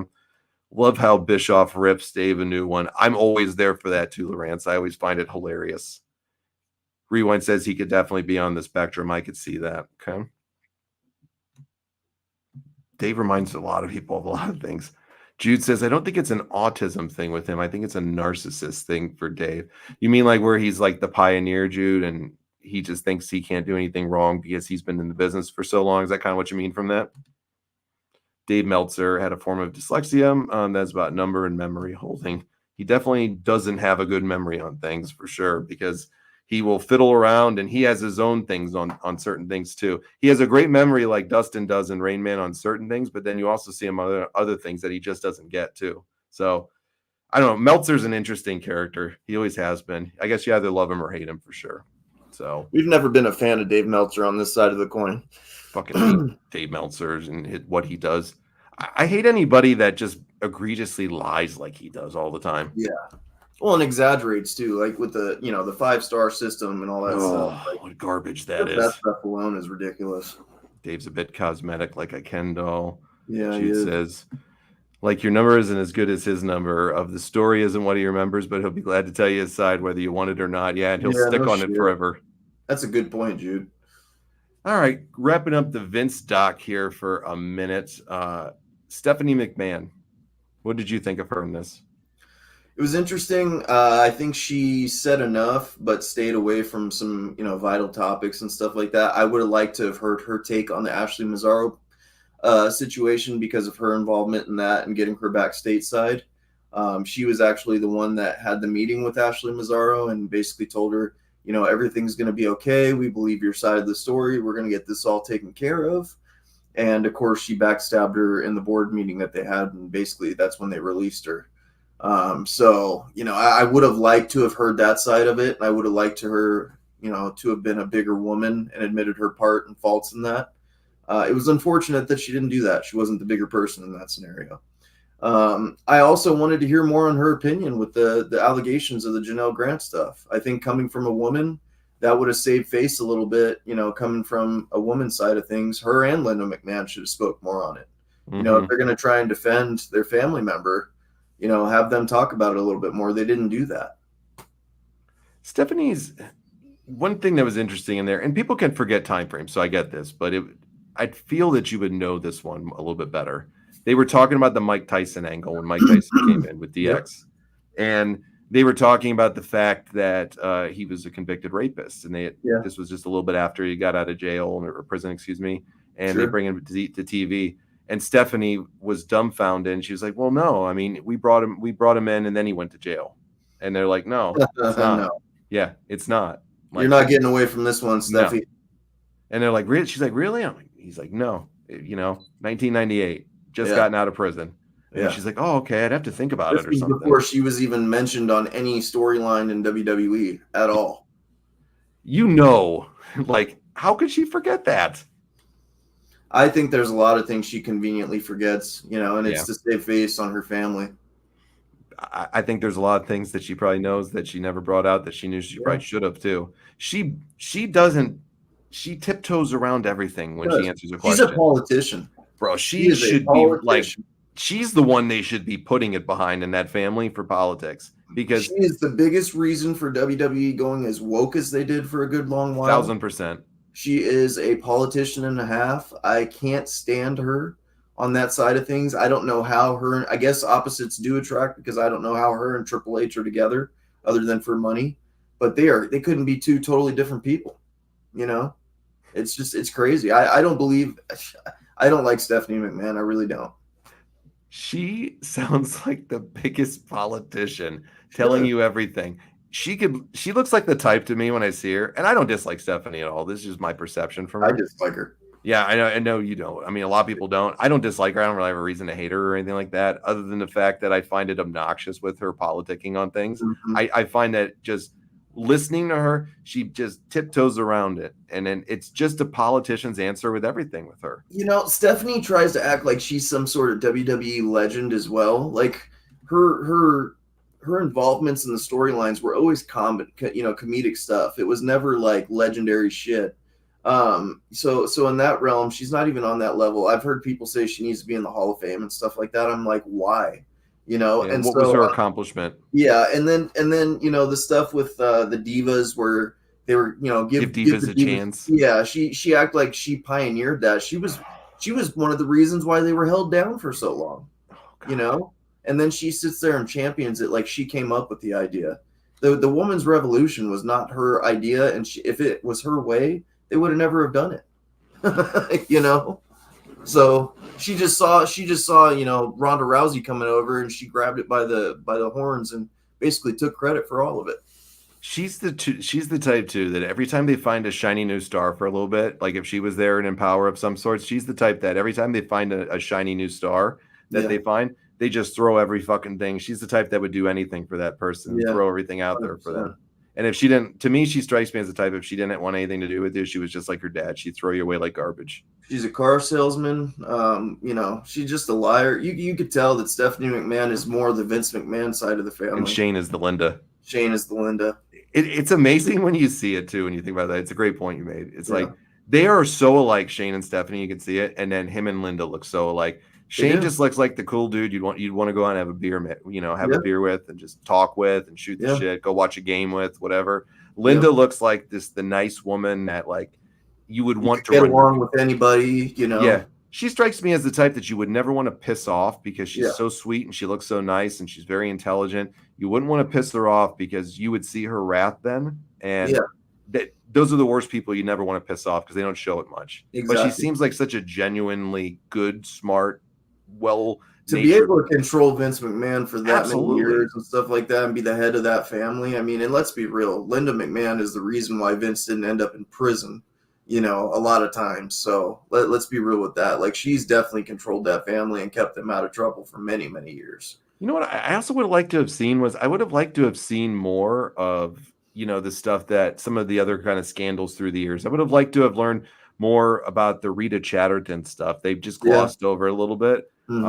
Just very quickly, because I don't know what they can't say still to this day. I mean, statute of limitations has to have run out on certain things. I mean, he joked about it at one point about the statute of limitations.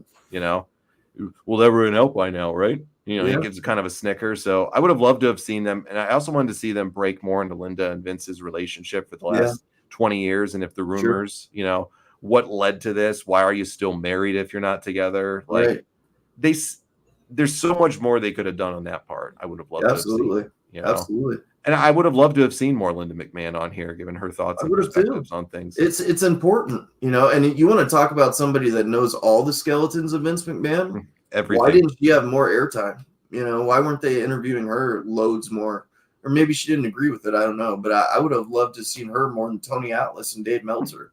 Well, she did say that she never wanted to be a screen character, that she hated it. It was awful for her. She knew she wasn't good at it. Bad at acting. Yeah. Yeah. She said she wasn't her. She looks like somebody that would be just a smart business person that you'd want to pick your brain. If you wanted to try to have and maintain a successful relationship, she's somebody that, like, you know, you'd probably love to pick their brain, because she's that silent leader, like we've been mentioning, behind the reins, you know, keeping everything going. I think Donald Trump made a great pick with putting her in his cabinet for small business, for sure. Yeah, and you didn't hear any controversies about her either, did you? And you never will. Yeah. Other than Vince McMahon, no, you won't. I hope people don't label things about her or Shane or other people based upon what they think of them. You know, like, everybody's their own person. They will. They will. Of course, the McMahon all family, all of them are evil and terrible. Look at what they did to poor Mick Foley. I mean, they've totally just destroyed him on the internet. His daughter, everything.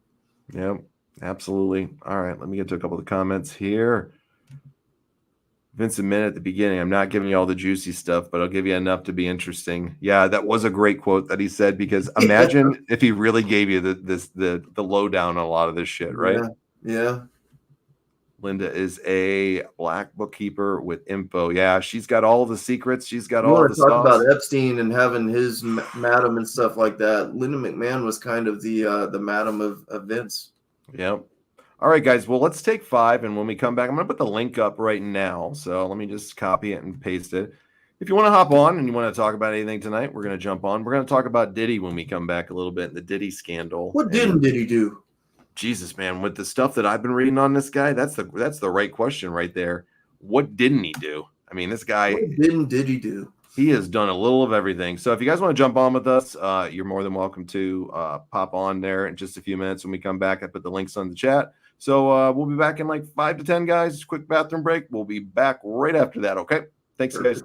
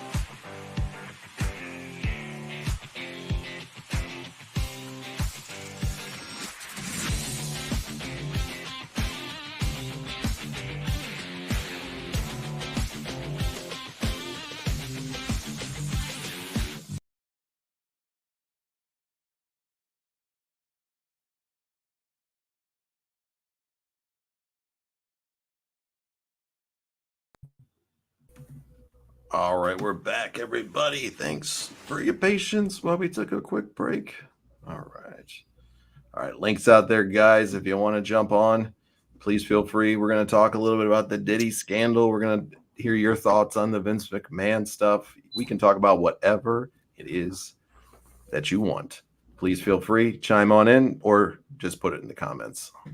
Quick plug for our YouTube, everybody. Please go over Wrestling with Reality on YouTube. I think we got 300 videos on there. So please subscribe. There's tons of old content on there. There's a bunch of unreleased interviews that I have that I did a couple years ago, and I got some really good ones. I was talking to the guys about this last night. I never released them, and no reason why, but I'm thinking about releasing them on there. I got some interviews with Eric Watts. I got one with Henry Godwin. I got one with Mero. I got a bunch of old things I might put up on YouTube too. So a lot of good stuff on there. So please, guys, I make funny videos from time to time and put them up. Subscribe. We're almost monetized over there. We're like 300 hours away from being able to get some perks and finally having a little payoff there. So, hey, share it out. We'd appreciate a subscription too. And get us monetized on YouTube. That'd be real nice. Yeah, for sure.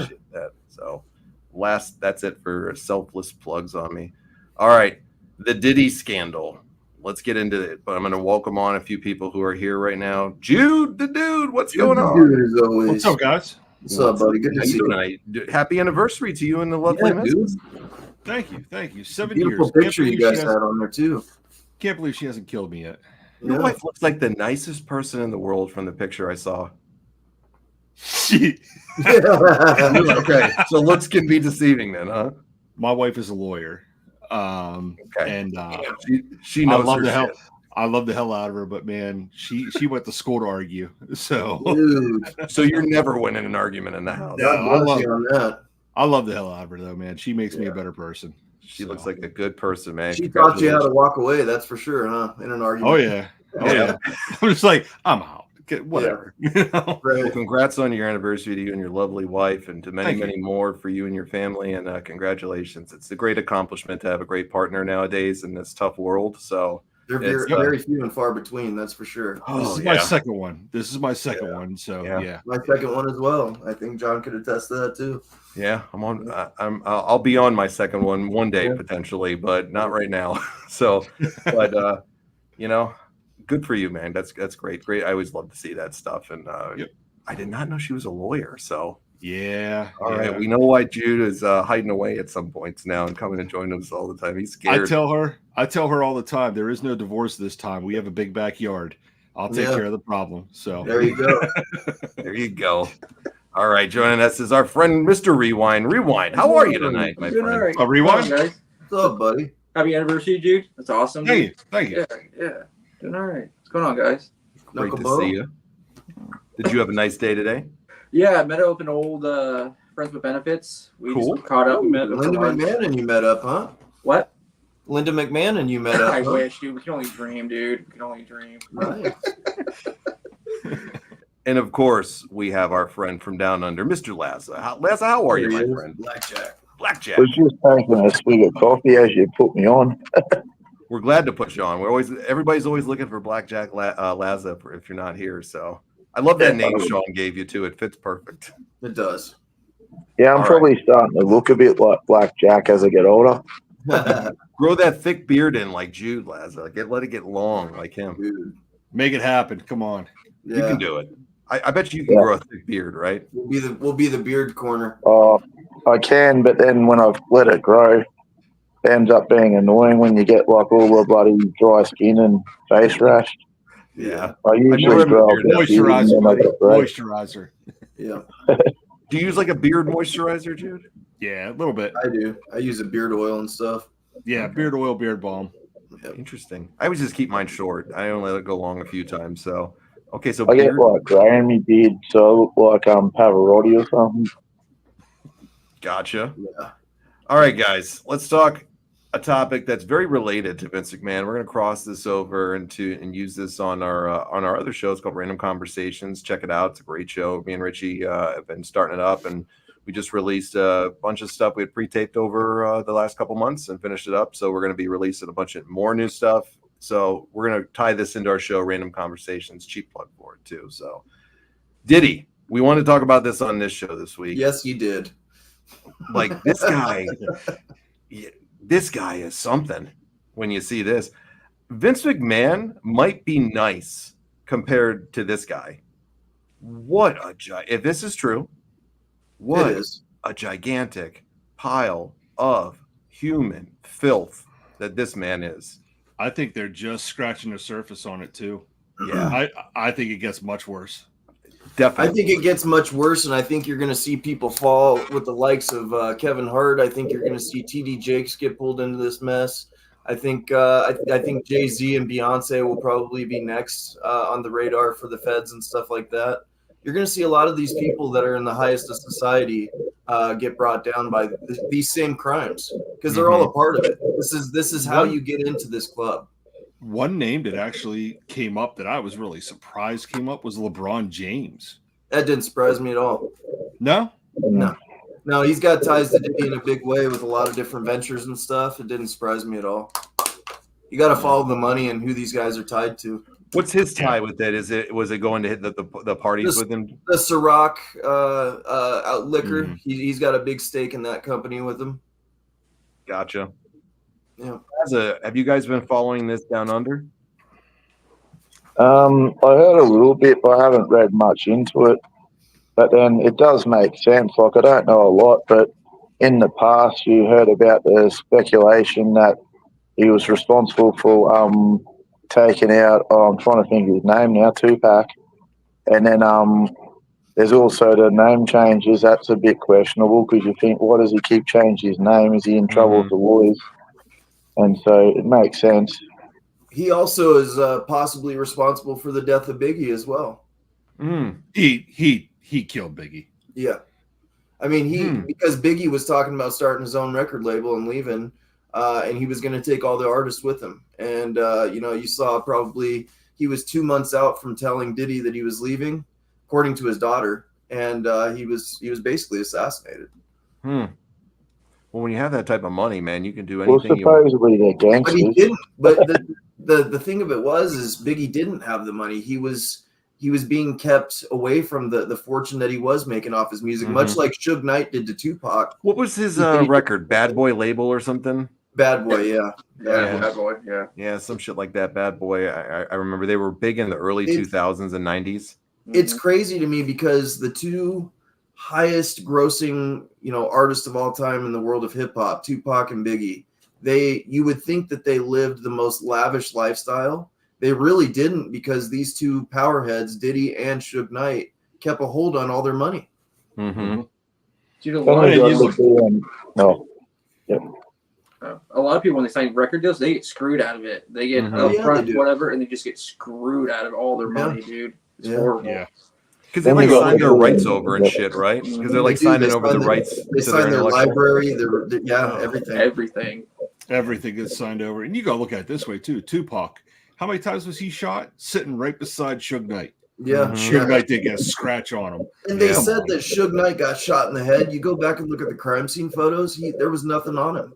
He was outside of the car. Yeah. There's pictures of him standing outside the car looking at it going, oh. And those BMWs are not bulletproof. That thing was a tin can for how many times it got shot. There's no reason why Suge Knight should have been pinned with one of them rounds. Then you got the BMF, which is Black Mafia family. There's actually a TV series on it. And now responsible supposedly for whacking J Master J of Run DMC. Yeah. And Jay-Z, apparently the BMF Records, or whatever it's called, stands for Black Mafia family, and he's linked with that. And so you question if there's stuff like that. I don't want to get whacked by him now that I'm getting into it, but there's all these dodgy things going on with record labels and organized crime, whatnot. Mm-hmm. Yeah. They are mafiosos. I honestly think Jay-Z will be next as far as being the big figurehead that gets taken down for something like this. Mm-hmm. With all these people that could potentially be involved in this, with the trafficking stuff, that's what I'm having trouble understanding with the trafficking on this one. Was he flying people different places and in to like come in and have these parties like Epstein was doing? Male and female escorts were being trafficked all along the country. Yeah. Oh, yes. They say that basically he was running a business for billionaires. Yeah. Wow. To bring these people in. The Kardashians are supposedly involved. There's lots and lots of people like that. You know, the Kardashians, if it comes out that they're involved, they're huge in the entertainment industry. Mm-hmm. That's a big one that you'll probably see getting tangled in this. They actually said too that Diddy was running people for Epstein. Wow. So I did read that in one of the other articles is that they think that he was one of the contacts for Epstein. Jesus Christ. To bring people to his island. They think Diddy was one of the people that was providing. So possibly minors and children. Providing minors and children to Epstein. Yeah. Wow. I'm telling you now, he'll never make it to trial. No. You think somebody will get him like a fish? You think somebody will get him in his cell? Well, they said already that they have him on suicide watch. Yeah. Epstein was on suicide watch too. Yeah. Yeah, and look what happened. I mean, I don't know if you guys looked into that too much, but I was obsessed with it for a little while. The two guards that were in control of watching Epstein, they fell asleep on duty. Like this is the circumstantial evidence that they had, you know.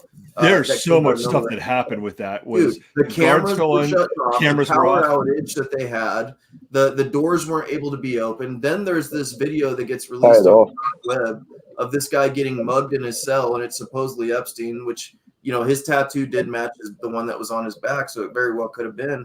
But it's just crazy the anomalies that happened in that case. And you're seeing a lot of that happen, like with Ghislaine Maxwell. Nobody even knows if she's still alive. I mean, nobody's seen her. Nobody has heard from her. She's just been locked in a cell.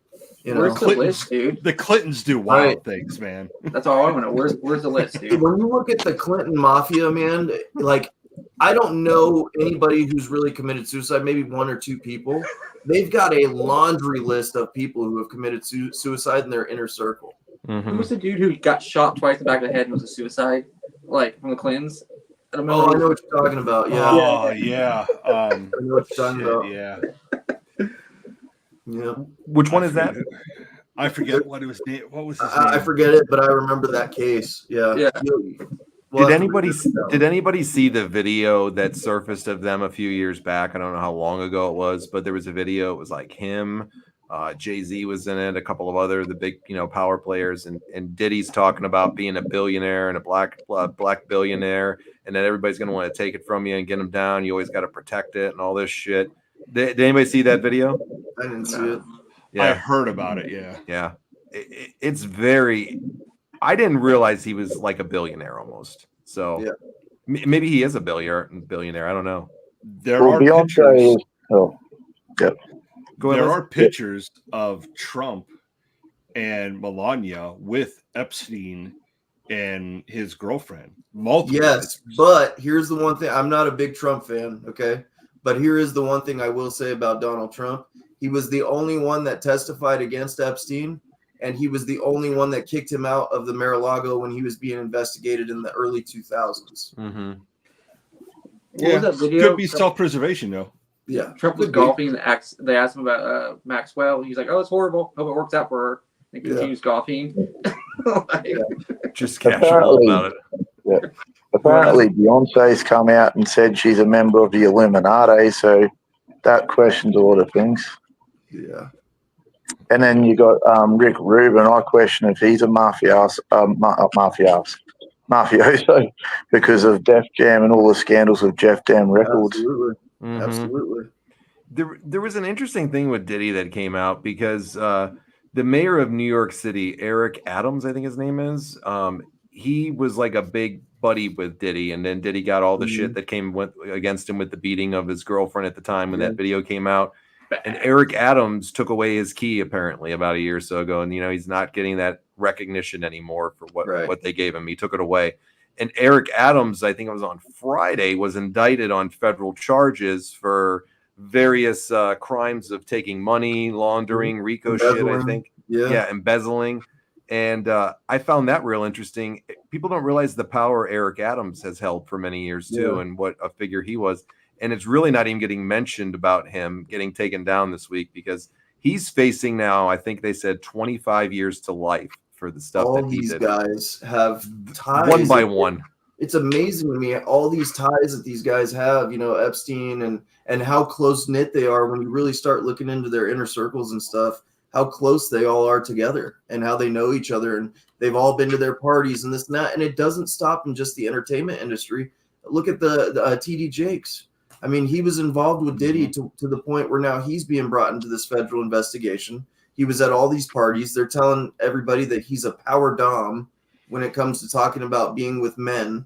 And he's one of the more prominent black figures in the Christian televised, Christian preachers. So, TD Jakes even, it doesn't even stop at entertainment industry. Now it's in the churches. The churches are the most corrupt organization. Organized religion is the biggest sham. Yeah, Joel, sure. He's a piece of shit. Yeah, he is. Yeah. But all this organized religion is the biggest scandal that there is. Yeah. Wait till you start digging into their shit and their skeletons in their closet. So a buddy of mine and I used to have a podcast. I think I told you guys, and we covered organized religion. Yeah. And I did some research on it. Dude, if you ever want to know some of the bullshit that goes on in the church with that stuff, like Joel Osteen, who's the other one? The one that's the Elevation Church, whatever his name is. Yeah. And like some of the stuff that goes on in some of those churches, horrible. Especially these conservative Christians that come on there and stuff like that. You see that all the time. Definitely a lot of Pharisees out there. Yeah, there's a great documentary called The Happy People on Netflix. I tell you all to go watch that. It's really good. It breaks this all down. And you want to talk about corruption and sex trafficking and stuff like that. The more prominent figures in that industry have been busted for sex with minors, child pornography. I mean, you name it, and they've done it. Well, not to take away from people, though, that are sincere and actually have a general belief and they're not corrupt. Like, you do get a lot of people that are carnies and profiteer, but you got like a lot of good-hearted people in that community as well. Sure. But I believe in like a lot of things. I'm a follower of Christian and stuff like that, but these people are just evil and wicked. Well, the Catholic Church, people don't realize this forever. I mean, the Catholic Church was the most prominent and financially successful thing since the beginning of time, since the beginning years and things. And the Catholic Church still to this day is one of the richest entities in the world, I believe. Yeah. Catholic Church, they helped the Nazis escape Berlin. The Catholic Church owns the most physical gold of any entity in the world. Yeah. Crazy, right? It's all at the Vatican. Yeah. Like crazy. They've got the biggest telescope too. Yeah. You got to pay off all those sex scandals for all these priests. You do. It just... It's dark. Wasn't the Catholic Church started by Emperor Constantine because there was like a Christian sort of outbreak and he wanted to control the market? And then you had like later on the Borgia, who were like a Spanish family that bought their way into the Vatican. They're into all sorts of things like incest and were practically running the Vatican like a mafia. So it's a lot of interesting history. Like if you're talking about how dodgy some people are, where they'll take like a religion and they'll corrupt it, and then you got sincere people, but then you got the people that get into the whole look at me, I'm good, look at me, you should follow me, but then they're misleading people and manipulating people and are false prophets, and it's all about their profiteering.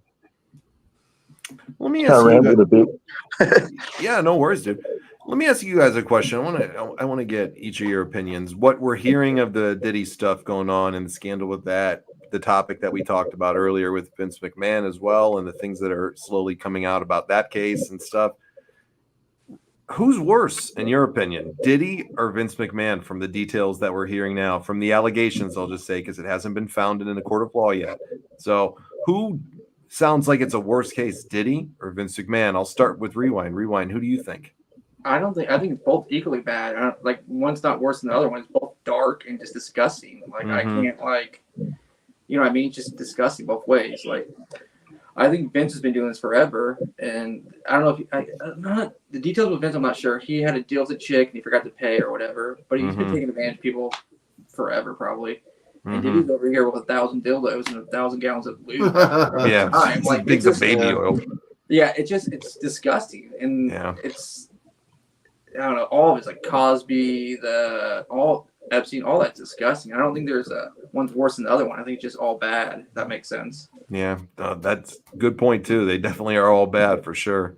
What about you, Laza? Who do you think? Can you make a pick here? Who do you think is worse here in the details of Vince McMahon's case so far, what we know, or Diddy's case so far, what we know?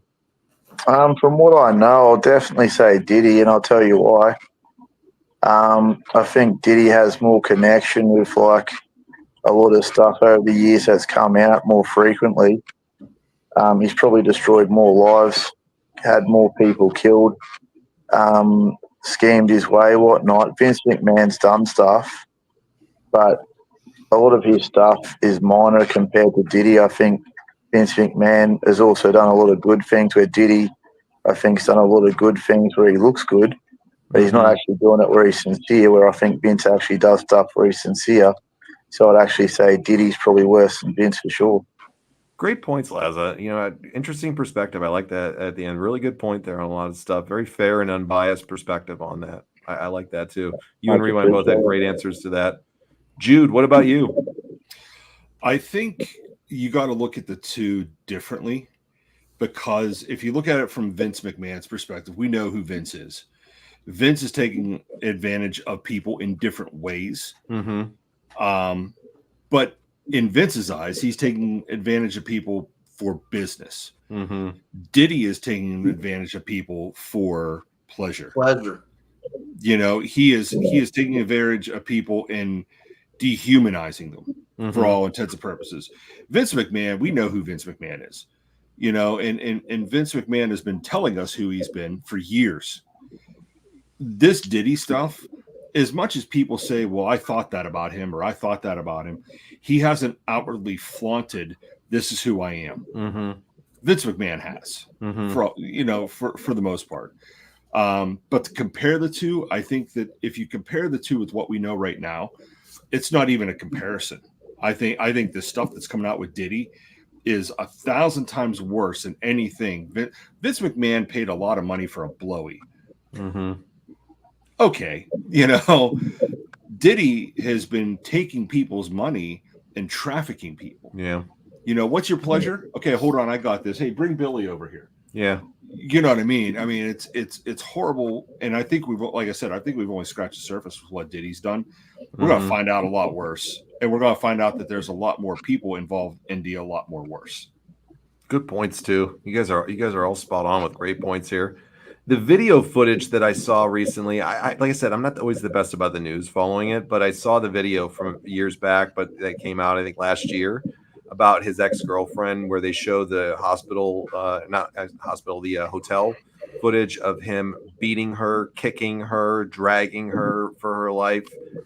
It legitimately disturbed me to watch that poor woman getting that done to her, and he's yoking her around like he's the fucking king of the world and everybody is his fucking peasant.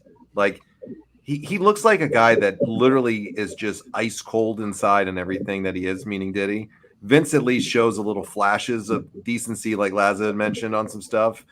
Diddy just doesn't show anything to me on it. So he denied that he did that initially until the video came out. Then the video comes out. He goes, well, I forgot about that. Like, I got therapy and helped myself, and I'm not saying people can't change. I found the Lord. Yeah, I found God. You know, I got therapy and blah blah blah. It's like, yeah, dude, you lied about it for years and acted like it never happened. Now, and then you got caught. Yeah, you're gonna put this phony shit on in front of people so they can see you. What about you, Richie? What do you think? I'm going to tell you my opinion is that you can't compare the two, like Jude said. You know, Vince McMahon is a victim of himself, I think. I think he's hurting himself with all the stuff that he's done. I think that, he's just being a billionaire playboy. I don't think there's any organized crime involved with him. P. Diddy, on the other hand, I think that is... Can I stop you on 1 second on that, Richie? Yeah, absolutely. Okay.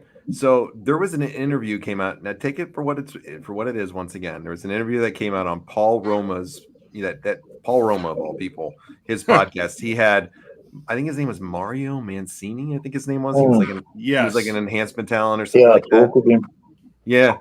I think it was him who was on there that was on his podcast, and he had said that Vince had a hitman that he used, and he had one guy that he was connected with, and the guy was really good. Basically, I don't know how true it is, but somebody brought it out yesterday about organized crime. Sorry, Richie, to cut you off there. No, you're fine.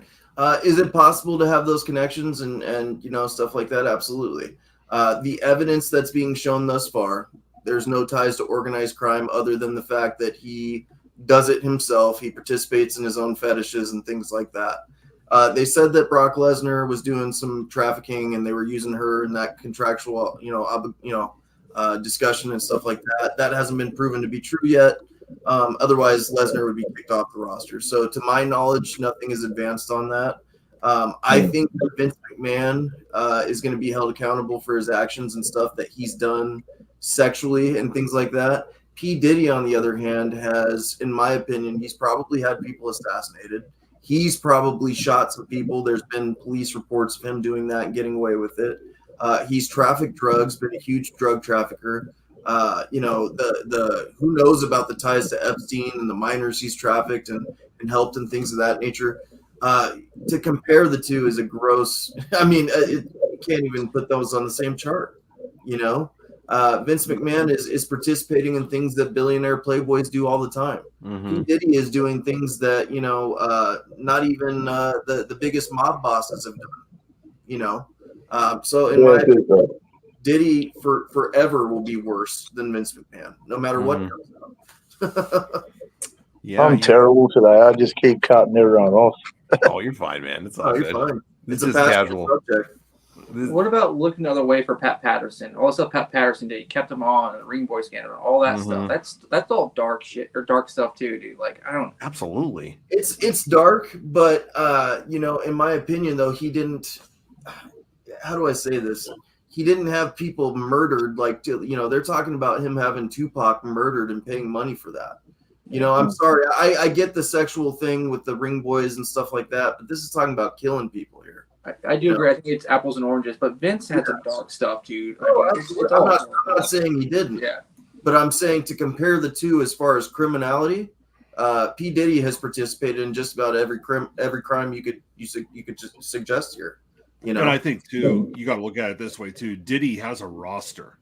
Yeah, absolutely, and he has high people in different police departments. Yeah, true. It's amazing what money can get you when you listen to these stories of these people and what money and power allows certain sick people like this to do and what they do to other people because of their sickness that's going on in their head and how just awful they are.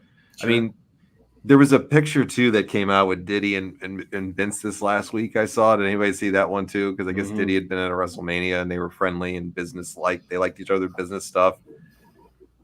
It was just the irony of like when you see it all, the things that have been going on. It's like you said earlier, Richie, and I think a couple of other of you guys have mentioned it. This is just the sample to what we're going to hear soon. Yeah. This is just the little teaser right now. This is your movie trailer to see what's going to go on in this case, because there's a lot of people that are going to go down in Diddy's case. I think there might be a few people that will go down if some of this comes out for Vince's case too, but I think Diddy's is going to bring down an empire of people. Will it reopen the Epstein situation? Could. It's all funny to me how it all goes back to that case. You don't think Diddy's not going to sing if he gets an opportunity on somebody? Like, he's not going to get the opportunity. He won't get the opportunity. He'll be part of Hillary's, suicide list.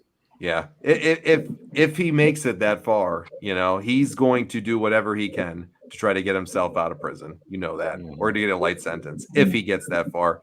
Interesting thought. I'll leave for the closing thought here before we get off for tonight. But did anybody see who his cellmate was? No. Jude, rewind. Last anybody see? No. Okay, so they have a wing of like protected custody wherever they have them at of like people that's where they'll put them in. It's like their own wing away from everybody. So they have a guy that had one of the largest like embezzling cases in the United States, maybe in the world, in years. He got a 25-year sentence. I can't remember his name. He's a billionaire with, I think it was Bitcoin or cryptology or the crypto coin or cryptocurrency. Oh, the Silk Road guy. Yeah. That's who he's on the wing with right there. Wow. Another billionaire. Wow. Sounds like Tulsa King. Can you imagine what those two are discussing when they're in that little wing together about crimes and things that they've done? Oh, that's crazy. Two billionaire scumbags locked up together. Yeah. But, well, it's going to get interesting to see, guys. Well, hey, guys, thanks for go ahead, Leza. Yeah, I'll give a reference. You mentioned about Mario Mancini. I sometimes chat with him through Facebook. Mm-hmm. I'm not sure what to make of some of the stuff he says, but regarding like what you're talking about, but he runs a pretty good indie promotion called Paradise Pro Wrestling. Mm-hmm. I think he does that with Paul Roma, and I'm not sure they're sort of based near you. I'm trying to think of the exact area, but I don't think they're New Jersey, but they're sort of around like the tri-state area. Yeah, but they're a pretty good company. I talk to some of them through Facebook. The interview's out there, too, if you guys want to hear some stuff. I just heard some snippets from it, but it's out there if you guys want to go look for it. I think it's called the Power and Glory podcast, if I remember correctly. Yeah. So if you want to hear what he had to say on that, check it out for sure. All right, fellas, we're going to see you on Tuesday. We got Jude's topic for Tuesday night. What made you fall in love with the great sports, great form of entertainment that is professional wrestling? Going to be a good topic, right, guys? All right. Thanks for having me, man. Thanks, guys.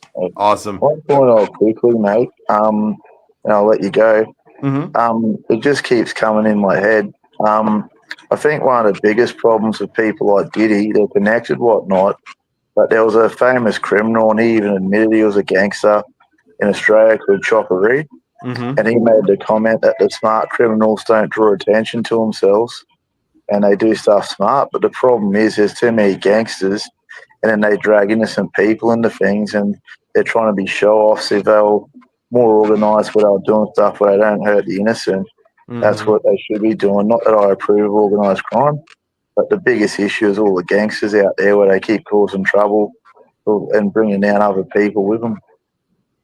Yeah, good points, bro. You guys all had great points on everything tonight. Really good perspectives. That's why I really wanted to hear everybody's perspective on the Diddy stuff, on the Vince stuff that we've talked about. And you guys all have great opinions on stuff. All right, guys, join us on Tuesday, okay? We'll see you again for another great stream. Jude's topic. Rewind, you going to have a story for us for the Punishment Bowl? Yeah, I'll have a few. Oh, there we go. It's always the way we like to end the show on a Tuesday night with a good segment with the rewind of the Punishment Bowl. All right, guys, we'll see you on the next go around on Tuesday, okay? All right, thanks for having us. All right, thanks, guys. Appreciate it. Good topics tonight, Rich. Good discussions on everything. What great perspectives all of our great friends here have, because man, just a lot of different perspectives and thoughts and ideologies on certain things, and it's really nice to hear other people's thoughts, because you don't know, we all get kind of stuck in our own way of thinking sometimes. So that's why I really wanted to hear everybody's thoughts tonight about Diddy stuff, the Vince stuff, and all that. So what about you? Any closing thoughts before we get off tonight, my friend? I appreciate everybody stopping by again for another great edition. This was kind of a duo show of wrestling with reality and random conversations. It was a great edition tonight. We talked on a lot of passionate subjects. You could tell everybody was engaged on this one for sure. So I'm sure we're going to be revisiting this. You know, we're going to see a lot of unraveling stuff from these cases. The Vince McMahon trial is going to be opened back up after the federal investigation. So we'll get a lot of intel on that. And then, of course, this P. Diddy thing. Who knows where this is going to go in the crazy world that we live in, man. So, have no fear. We're going to touch on these topics again. And I'm passionate about it, too. So I think we need to dive more on the random conversation side, touching these topics with the human trafficking and stuff. It's something that I hold near and dear. I donate to a company called OUR, Operation Underground Railroad, where they fight child trafficking. So, a plug for them, go over to their website. They're a great organization that's fighting this stuff. So if you're interested in getting involved in the fight on that, it's a small contribution and the best contribution in the world to free kids from sex trafficking. So I appreciate you guys going over this topic, and I'm so glad everybody is on the same boat with it, that this doesn't have a place in our society or our world, and we want to rid it, we want to get rid of it altogether. So I'm glad everybody felt the same tonight. Yeah, it's nice to see that there is a lot of good left in the world and people that don't think in a sick way. Because when you hear this types of things, it resonates in my mind. When I hear it, because man, I just hate to hear about these poor people that have had this done to them. Nobody deserves children. it. Yeah, especially children, man. Absolutely. That strikes a chord with me that I just, there's a special place in hell for people like Diddy, and if he's guilty of these charges and convicted of them, there's special places for him and all the people like him, and even Vince for a lot of the stuff that he's done, as we talked about earlier in the show. I mean, it's a good lesson to all of us to be better and to be good people and to not act like that. And if you get hit in the big time in life and you make it to that next level, amazing. That should be your opportunity to show other people in a positive way how to do positive things, not about doing negative stuff and not doing about. We want the best of the best held high in our society. Amen. Not the worst of the worst. So let's start, pressing for that and promoting people that we want to be, that we know are humble individuals that do take care of their communities they come from and stuff like that. Not people that beat you down or destroy. Hey, Rewind says you got a package coming your way from the FTW family. Wonderful, man. I look forward to it. I'll open it on here for you, Rewind.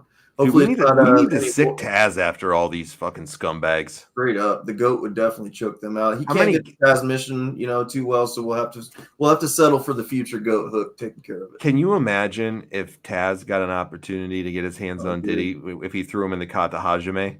Oh man, he ain't releasing the hold on that one. Whatever Karma Sutra Kamahajahe you fucking talk about, I hope he hits it hard with him. Survive if he lets you, and he ain't gonna let him. Yeah. And there ain't gonna be no body oil used in that one, pal. No, he's gonna do some things with those 1,000 bottles of baby oil, and people aren't gonna want to know because Taz knows his torture techniques too. That's right. That's why he became the goat.